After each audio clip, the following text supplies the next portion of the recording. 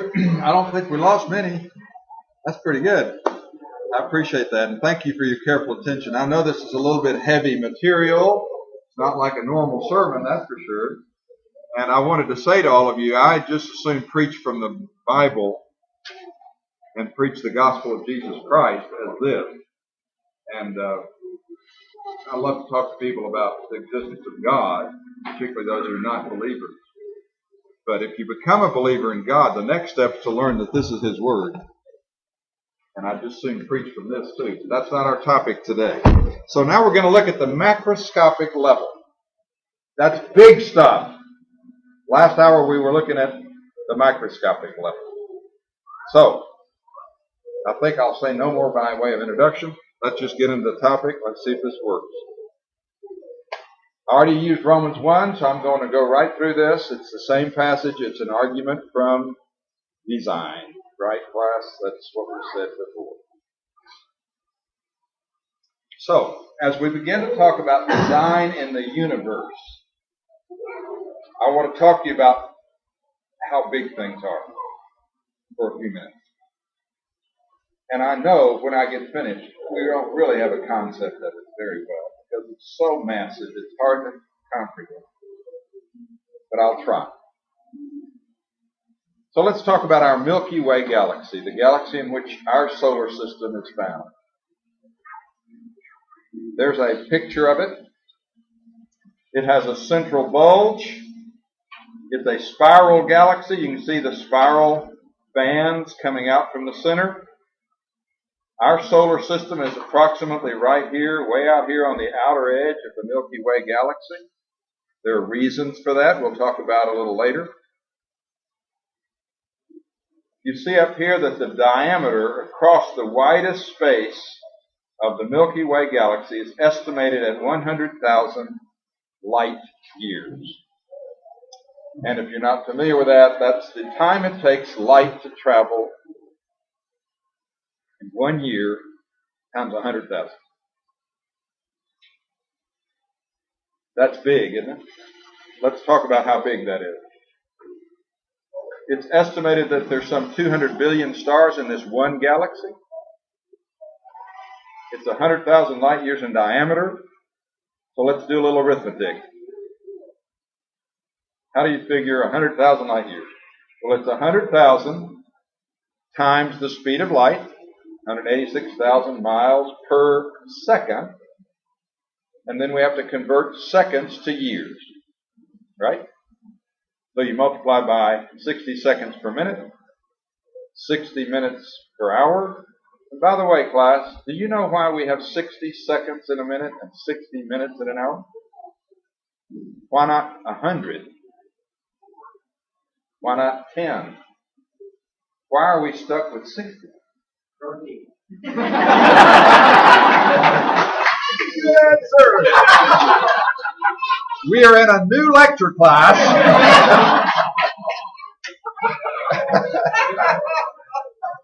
Oh, man. They got that answer, didn't they? Woo.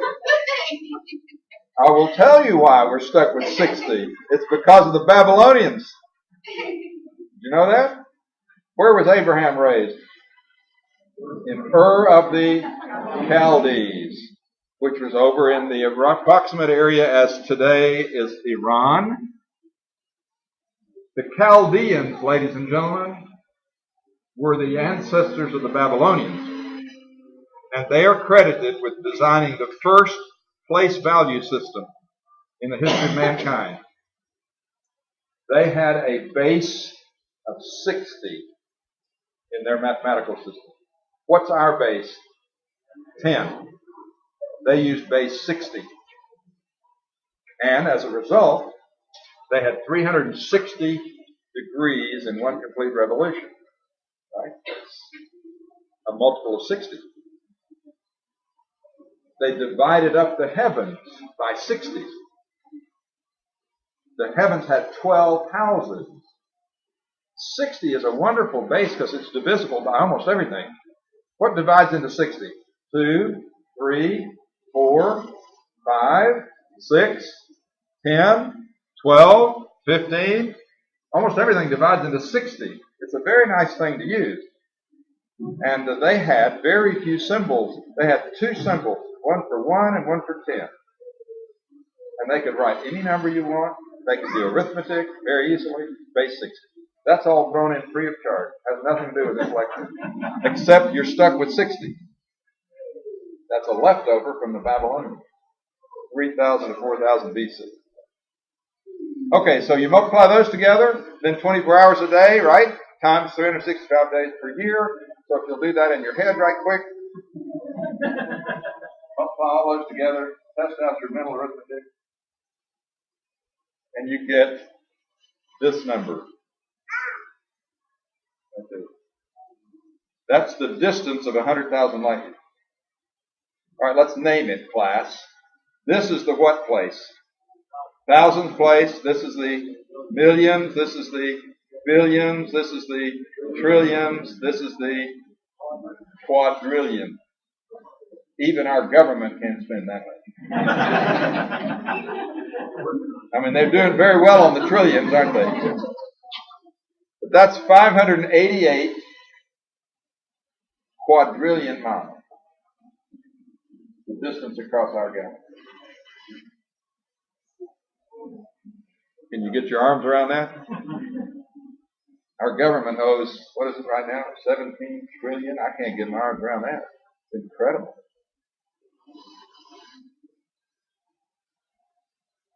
But we can see a lot more now than we used to. Because you know that when you look at things from the surface of the earth, you have the atmosphere to deal with. A lot of things get blocked out. So we put this telescope outside the atmosphere. And you know, if you keep up with the news, not long ago they rebuilt this thing so it can last longer. And you can go to a website, ladies and gentlemen, and see all kinds of fabulous pictures that have been taken by the Hubble telescope.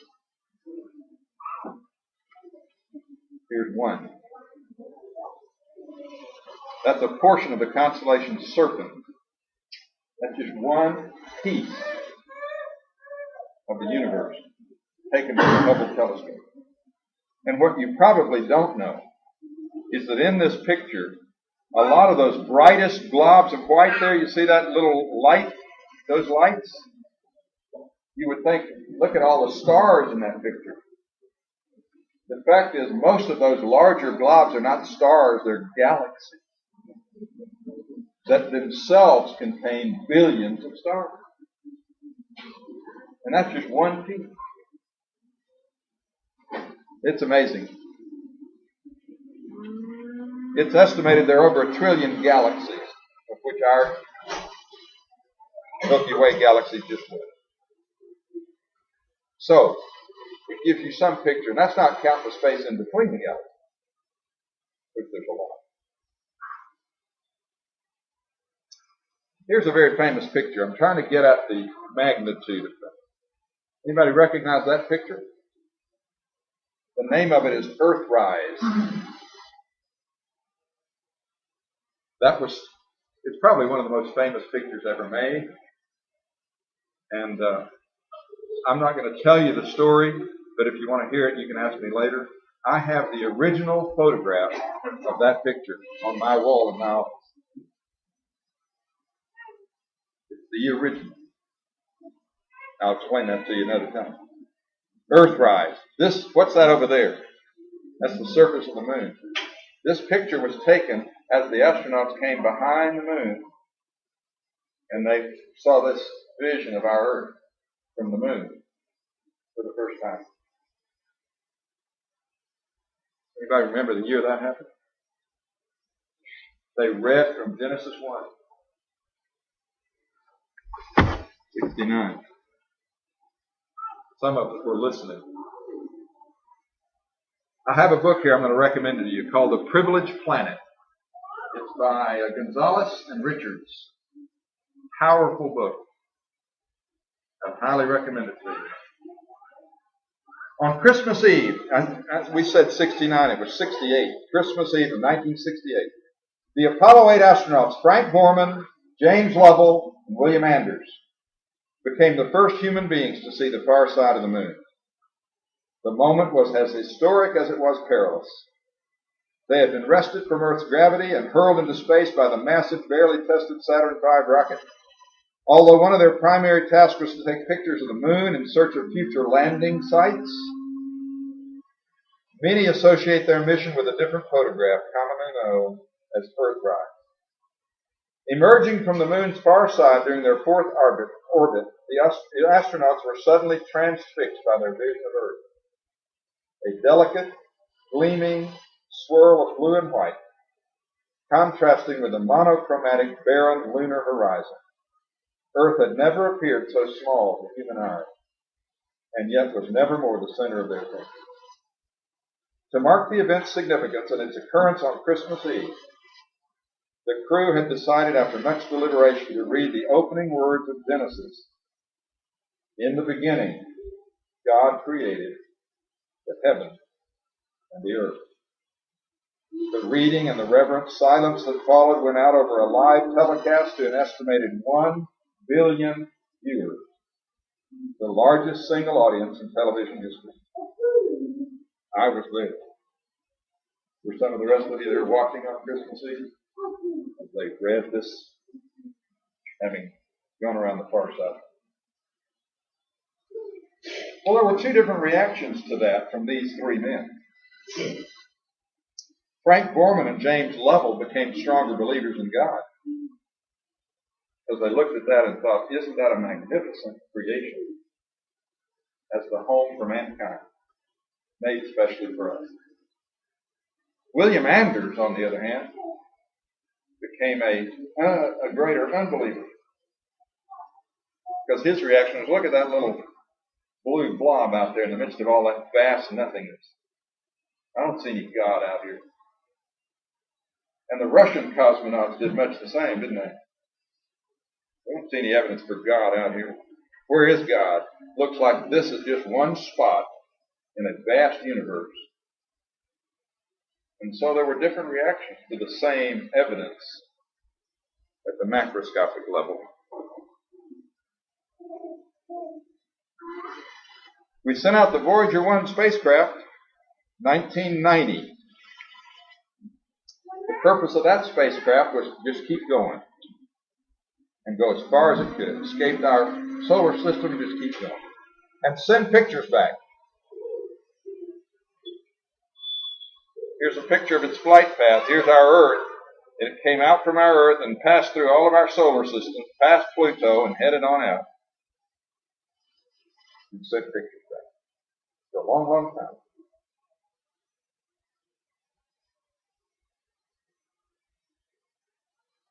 Now I need the lights on. Can you do that? Can you get those right over there, please, sir? Somebody turn these lights off. I don't know how you do that. Okay, you can do it. Just partially.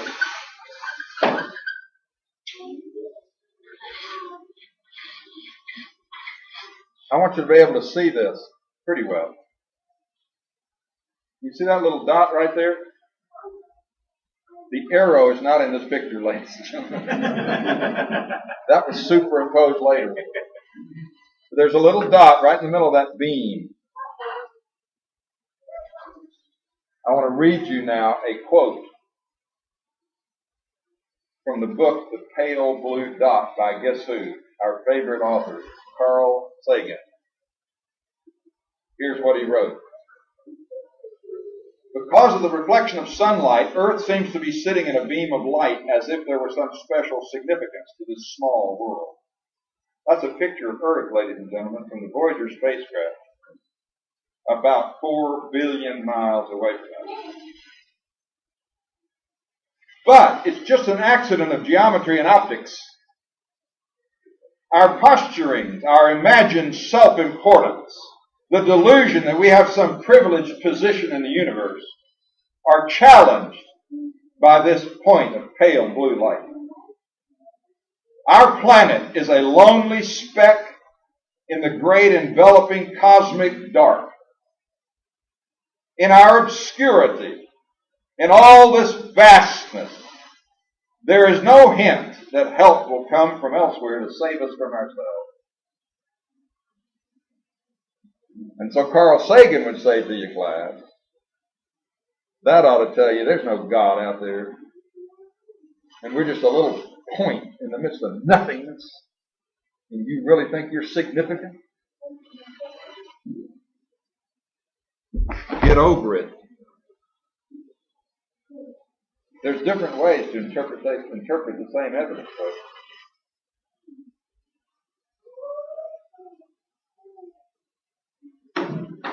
Here's another look. We're looking at the size of things. Here's Earth. There's Pluto. There's Jupiter. There's our sun on a relative scale. Earth's kind of tiny, isn't it?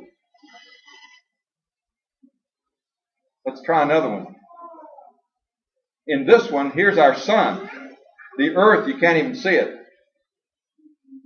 Here's Sirius, the dog star, and Pollux. Here's Arcturus. That's a star, ladies and gentlemen. Our sun is a tiny star compared to Arcturus. There's lots of stars way bigger than our sun.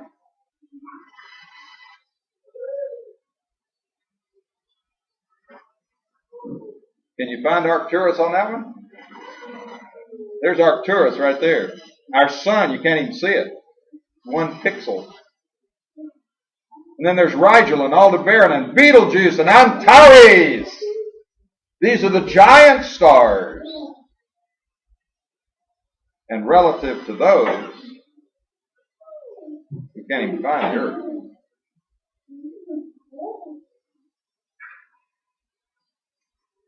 So that series was just to get you some idea of the size of that.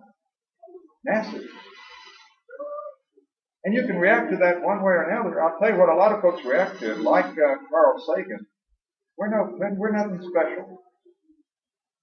In fact, the Copernican principle says we're in the midst of mediocrity. We're not much. If you think there's anything special about us, get over it. But there's another interpretation, which I want to get to in a little bit. Let's look at the amount of matter to give you some feel. So let's take our sun, typical of other stars. Our sun burns hydrogen and converts it into helium. It's a fusion reaction, and in the process, energy is released because some of the matter of the hydrogen atoms is converted into energy. Everybody has heard of Einstein's equation, haven't you? Say it for me. E equals mc squared. What is c in that formula? Speed of light, which is 186,000 miles per second. Square that. Is that a pretty big number? If you multiply that by the mass of an object, it tells you how much energy can be produced from mass. So a little tiny bit of mass produces a huge amount of energy. In this reaction, a little bit of the mass of the two hydrogens is converted directly to energy. It's sufficient to provide all the energy from the sun. It's estimated that 564 million tons of hydrogen is burned up every second in the sun. It produces 560 million tons of helium and 4 million tons every second is converted to energy. That's just one sun. And it is estimated there's still enough hydrogen in our sun for millions of years of burning at that rate.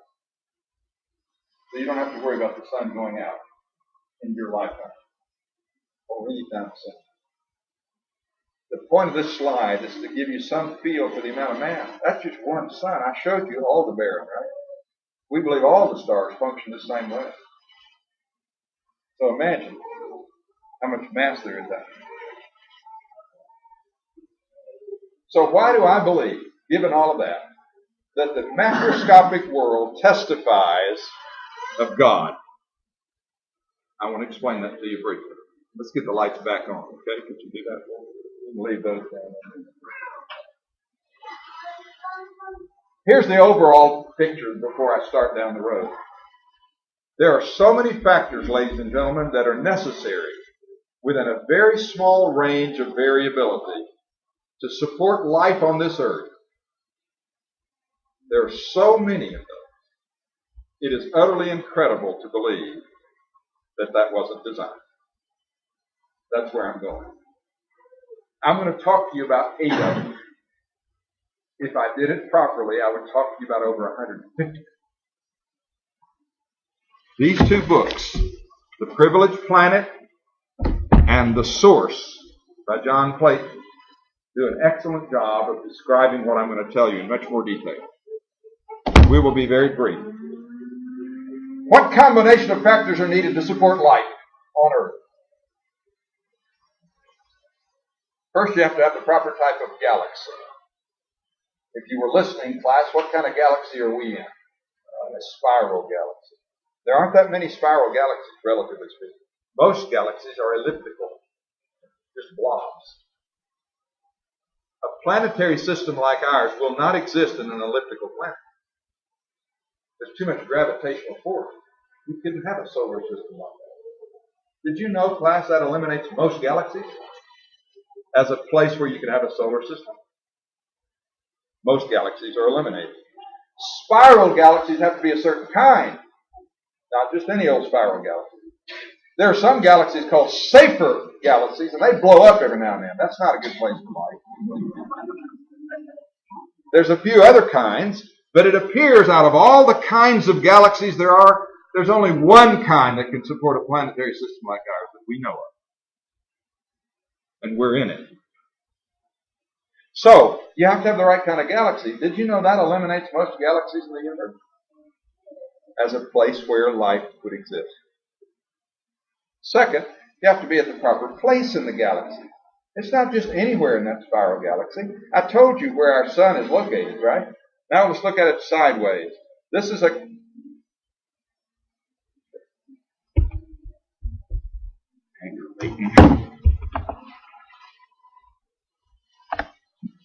Stay with me, class.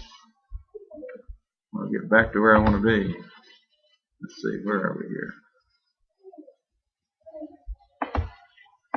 Right there. Okay. That's looking at the spiral galaxy from the side. You see the bulge in the middle? Our sun is located about right there. In this spiral galaxy, the only place you could have a solar system like ours is right about in there or right about in there. In other words, about 95% of that galaxy would not be habitable with a solar system like ours. That eliminates most of that galaxy. There's only certain habitable places for a solar system like ours. You with me? So I'm narrowing this down. Then you have to have the proper kind of star. Antares would never work. You got a planetary system right here, it would stop. It would suck it right in. It wouldn't last 2 seconds. The sun has to be about the right size, like ours. And scientists know very well that the variability of the size of our sun to support a planetary system like ours is very limited. It has to be within a very narrow range of the size of our sun. You begin to think that somebody picked the place to put life.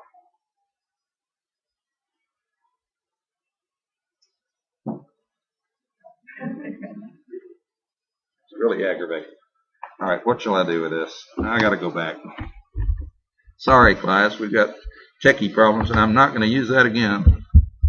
We're going to the other method. Maybe if I stomp, it'll work. We did that one, didn't we? So we're here. Nope, that's not the one. What do I got to do? Cancel that? Okay. All right. That's the last we're using you. You see our sun here relative to Sirius, Pallas, and anything above the sun size, you can forget it. There are a lot of stars smaller than our sun, too. They're not going to work either. Very small range. So it has to have the right kind of star. Do you know out of all the billions and billions and billions of stars out there, we've eliminated most of them? Not going to work.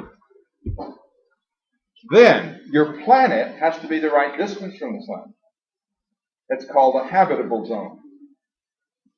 So in our solar system, ladies and gentlemen, what's the closest planet to the sun? Mercury. You think life could exist on Mercury? It is so hot it'd burn up in a second. Not going to happen. How about the farthest planet? Used to be Pluto. There's argument now, isn't there? Most people are saying that's not even a planet. All right. What's next? Neptune? Uranus? I forget. But they're too far out, folks. They're too cold. It's like the three bears, you remember? It's got to be just right. Let's see if I got a slide about that. No, I don't. But you know how many of our 9 planets are in the habitable zone? What are they? Earth, Mars. What's the third one? Venus. The problem with Venus is the atmosphere is sulfuric acid. It's not good. It's not habitable. So which planet are we exploring right now as I speak? Mars. And what are we looking for, class? Water! Why are we looking for water? Because all the life we know about is water-based. Yes, we are. Thank you very much. We are. So, out of all the 9 planets, there are really only 2 candidates. And have we found the first scintilla of evidence that there's life on Mars? No. They say they've found some signs of possibly being water. But it's a deserted place.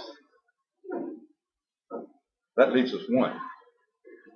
That's us. Now, the next thing is you've got to have the proper mass. If your planet is very massive, it's going to suck everything into it. It's going to crush everything. It's too big. The atmosphere that we've got around our planet has to be just right. And you have to have the right mass for that. Look, every one of these takes a chapter in these books. And I'm taking 3 seconds. Much more could be said. So which of our planets? You think Jupiter would work? No, folks. It's so massive, you can't have life on that planet. Saturn, Uranus, none of them do, except Earth. The planet also has to have the proper spin. If it spins too slowly, you don't get the distribution of heat that you need. If it spins too fast, you destroy things. It has to be spinning within a very narrow range. How fast does our planet spin? Once every 24 hours, right? That's in the very narrow range that will allow life to exist. Again, don't believe me about this. You go read scientists who don't even believe in God. They'll tell you the same thing. It also has to have the proper tilt. You need to go home and get on your knees and thank God for 23.5 degrees. Our planet is tilted at 23.5 degrees. Why is that important, class? That gives you your seasons. And you've all seen this in your physical science class. I think I will use this for my pointer. Over here, you see the southern part is closer to the sun, and so they have their summer. Over here, the northern part's closer, and we have our summer. And so there's fall and winter, otherwise. Fall and spring, I mean. But it's the tilt. 23.5 degrees. Makes all the difference. There's a whole chapter about that. Nope, not doing that. Now, how many is that? 2, 4, 6. That's the 8th one. You have to have a proper magnetic field on your planet. If the magnetic field is not consistent, if it's too massive, you got problems. You're not going to have life. You could talk about that for the next 2 days. 8 things. How many should there be up there that all have to be within a narrow range of variability to support life? There ought to be over 150 of them. We've got 8. That is why Richards and Gonzalez, John Clayton, and many other authors, even those who are evolutionists, are now saying it is possible that the earth that supports life here is so rare there may not be one other place in the entire universe where there's life. where Carl Sagan was saying in the 70s there must be 1 million civilizations in our Milky Way galaxy. Nobody's saying that anymore. So is there intelligent life in the universe? Lots of folks are saying the combination of factors is so rare and improbable that there may not be any place else on Earth. So, even though we've been displaced from the center of the universe, you do know that the geocentric theory said we were at the center of the universe, sitting still, and everything else was revolving around us. That was believed for centuries. Until Copernicus and Galileo and Tycho Brahe and some of the other great astronomers of the Middle Ages started making more careful observations to the point that they said, you can't explain this from the geocentric theory. Is there anybody in this room that believes the Earth is sitting still in the middle of the universe and everything else is revolving around it? No. You know why you don't believe that? Because you have had enough science taught to you. The evidence of the natural world doesn't support that notion. Did you know there are still a lot of geocentrists? I have a book this thick at home that I got recently in the mail that I didn't ask for, from the Geocentric Society, trying to explain why we still believe the Earth is sitting still in the center of the universe. And by the way, they quote a lot of Bible. I'm pausing to say to you, be careful how you quote the Bible to support scientific notions. It's been done a lot and done improperly, and it's embarrassing. You can misuse the Scripture to support something you think is true. There are some Scriptures that might make you think the Earth is sitting in the middle. But do you interpret that literally, or do you interpret that figuratively? You got to be a little careful about that. That's thrown in free of charge also. And I conclude this discussion with water. If you were in my chemistry class, we would spend 6 weeks on water. To this day, it is still the most researched substance on the face of the earth. You would think by now we know everything there is to know about water. We don't. We're learning more stuff all the time about water. It is the most incredible substance. Class, what's water made of? H2O. Is there anybody on earth that doesn't know that? That's 2 hydrogens and an oxygen, right? That are put together in a certain way to make the substance we call water. Here's what I want to say to you, class, and I would say this if you were in my chemistry class. There is no substance on earth like it. It is unique in 1,000 ways. Here's kind of like it is. You look at all other common substances and boom, there's water. Or you look at another property and here are all the other substances and boom, there's water. It's just so different. It's unique. You can say that's an accident if you want. Life utterly depends on water. There is no life that we know of anything about in water-based. It covers more than 70% of the Earth's surface. We can hardly find any on Mars. It covers 70% of our surface. Is that an accident? I don't think so. Most plants and animals contain more than 60% water by volume. So he called himself a water bag. My sisters used to call me Waterhead. Well, it's the truth. You know what percentage watermelon is? 98% water. It's good too, isn't it? Woo. Water has a unique structure. It's not just H2O, ladies and gentlemen. It's H2O arranged like this. You need to go home and get on your knees and thank God for 104.5 degrees. That is the bond angle for hydrogen and oxygen in water. Why is that so critical? If you had 2 months, I'd explain it to you. But I'll give you the short answer. It makes water a polar molecule. There's an unequal distribution of charge across that molecule. You see up there at the top, that little delta with a negative? And down here at the bottom, the delta with a positive, there's a negative end and a positive end to water. It's because of the unequal distribution of charge in exactly that geometric shape that gives it its property.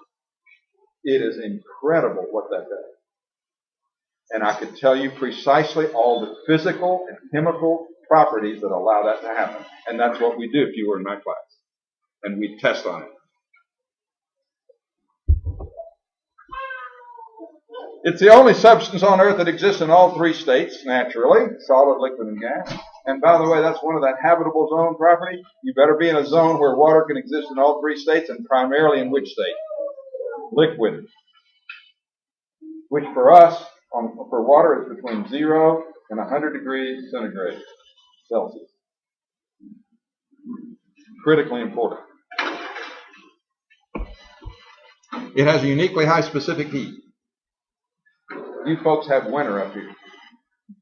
In my place, we don't have winter. I live in Tampa, Florida. And right across the bay from us is St. Petersburg, where I used to live.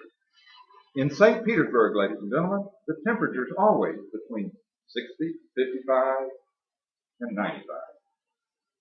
It never gets over 100. It hardly ever gets under 55. Oh, there's a few days. But it's very much like in that zone. You know why? Because St. Pete is surrounded on three sides by water. And water will not change temperature very quickly. That's what specific heat means. It takes a lot of energy into water to make the temperature rise. You have to suck a lot of energy out of water to make the temperature lower.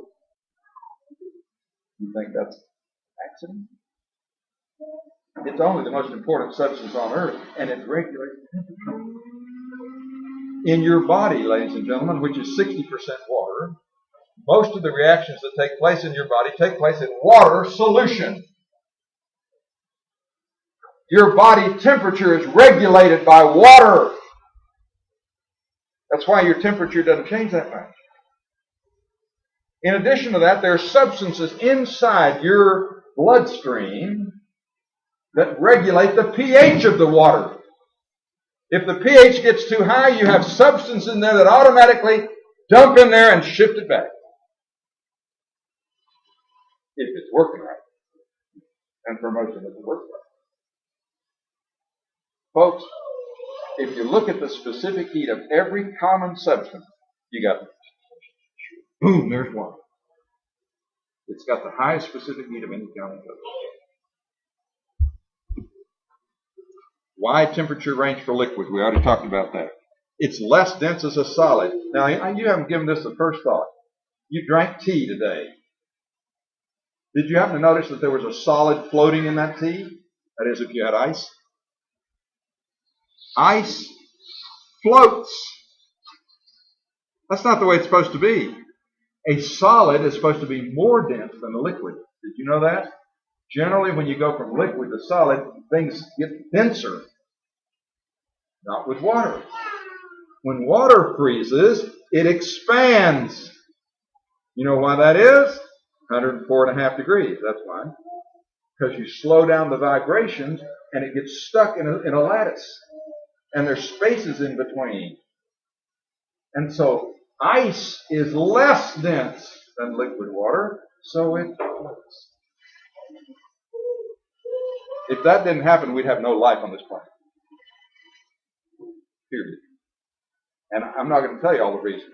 Go read the book. There's 100 reasons. It is the universal solvent. You want to dissolve something? Put it in water. Now, it won't dissolve everything, but most things.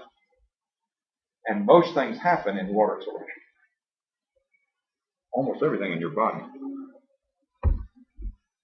It has a high surface tension, cohesion, and adhesion. How do you think trees get water from the ground up to the top of the trees through that system? Go home and get you a capillary, little tiny thin tube. Stick it inside a glass of water and watch the water go up that capillary without you doing anything. That's what water does. It rises up capillary tube without any help whatsoever. Why do you think that is? 104.5 degrees. Everywhere we look, ladies and gentlemen, from the macroscopic to the microscopic, including water, things sure look like they are made. Which makes you think there was a maker. And Michael Behe, in his good book, Darwin's Black Box, which, by the way, we're going to talk about tomorrow afternoon at 2 o'clock. Hope you can come back again. And we'll deal with that book and a whole lot more about complexity. He says, everywhere you look, you see a loud, piercing cry of design. I say amen. Macroscopic, microscopic, everywhere you look. Is it reasonable to believe in God in this age of enlightenment? I say it's more reasonable than ever. And if you miss it, you're going to have to give answers. Because it's as if God has opened the floodgates and said, boom, here it is. What are you going to do with it? The evidence is overwhelming. That's my lesson for today.